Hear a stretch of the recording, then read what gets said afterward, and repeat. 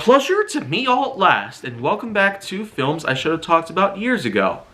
So this one right here, let me tell you, if the Detective Comics Extended Universe had at least one unique masterpiece that was enough to combat the likes of many other MCU films out there, then let me tell you, this is certainly one of those that you will never look at the same way once you watch. The DCEU basically built itself back up by releasing Aquaman in late 2018, then in April 2019 with Shazam, and then of course, their biggest ever masterpiece by far, the one to gross a record $93.5 million in the box office on its opening weekend, which is definitely a record breaker. No other film was able to gross more than that amount on its own opening weekend the first time around. But yet, Joker, released in October 2019, managed to do just that. And let me tell you, I really am going to go as far as to calling this a masterpiece. Something that's earned well over $1 billion, which is certainly enough to combat many other films. It rivals the likes of Frozen, Transformers Age of Extinction, Titanic at the time it was first around, plus a variety of other films out there. It certainly is not even close to being as high as many others, but Joker has everything you need to know how to make a great movie. So great, in fact, that, well, guess what? This is one of those examples where you hardly have nothing else to work with. This film has a lot of reasons why it is so good. It basically gives us a bit of an origin story of the Joker. You have yourself Arthur Fleck, not Jack White or nothing like that. So it's certainly not a part of the Arkham canon, which I grew up with the most, but instead it kind of goes back to its roots and adapts from a character within the original Batman canon known as Arthur Fleck. In the early 1980s, where crime was all over the place, the economy was not so well at the time, and many other things were pretty harsh. But in the state of New York, there lies performer Arthur Fleck, a guy who dresses up as a clown and works for a living. So hard for a living that a lot of other people try to come in and do everything they can to mess up Arthur's life. It goes to a point where Arthur has some increasing insanity that takes place. It goes to a point where on the way back home from work, riding aboard the subway train, 3 wealthy individuals end up teasing and taunting poor Arthur to the point where, well, the guy just pulls out a revolver and shoots them all. Yeah, that's incredible. What a reaction to get. I tell you, in the theaters, it was unbelievable at the time. And I tell you, the fact that I was enjoying hot wings, cheese curds, and hazelnut flavored M&Ms kind of made it all the more sweeter and savory. But this is certainly the beginning of what was about to come later on.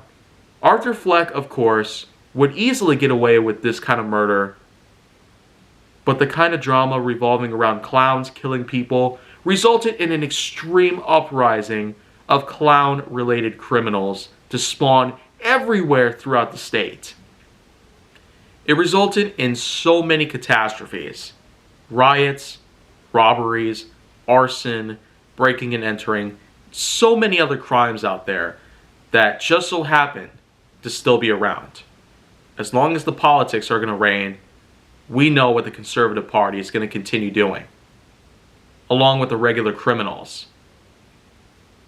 But in this particular instance, Joker really does give us as much of a satirical feel as to show that it is still true. And just to know that all of this exact stuff had happened in the past couple of years after this film came out, it's almost like this film went ahead and predicted the future.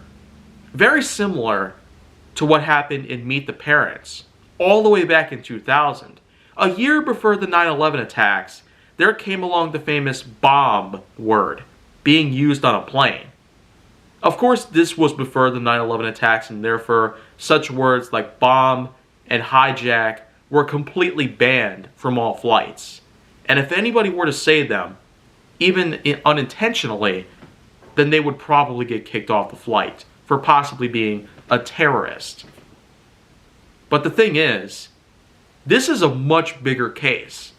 Joker 2019, months before nCoV was declared a pandemic by the world, and therefore crime rates started to surge up way better than ever. I tell you, when us BLM members first took to the streets, we were not expecting criminals to come out and do whatever they please in the States. But yet, here we are.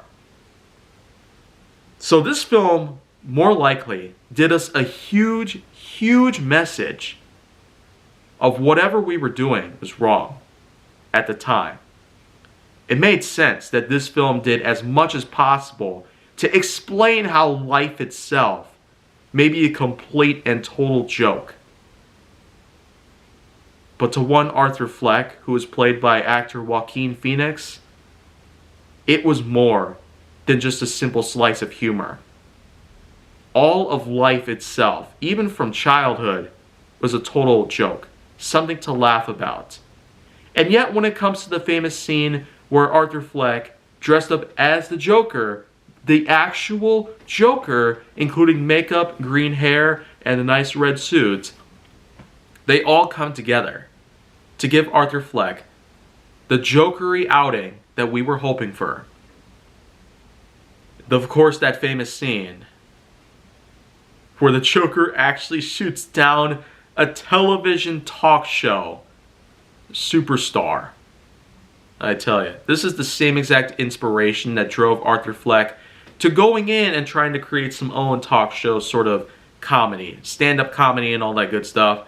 And yet, Joker goes as far as to putting a bullet through the guy's head. Man. That kind of sucks, but you know what?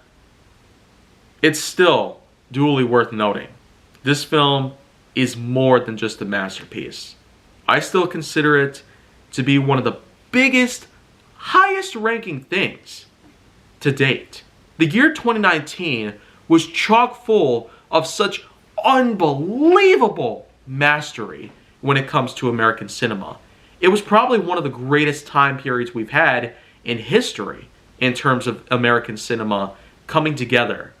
The entire year was chock full of such intriguing and eventually billion-dollar masterpieces that we never expected to show up.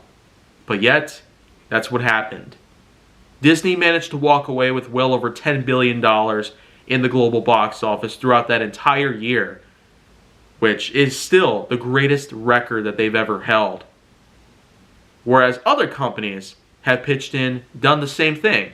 They were able to make multi-million and even multi-billion dollar masterpieces of their own because Disney did that exact thing. They did it with Avatar back in 2009, and then 10 years later, Avengers Endgame came in and completely shattered everything that we've ever seen. But yet, it's beyond overrated.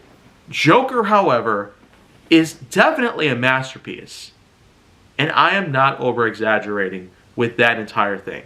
For a film that happens to star the likes of many well-known actors out there, from Joaquin Phoenix to Brett Cullen to Zazie Beetz.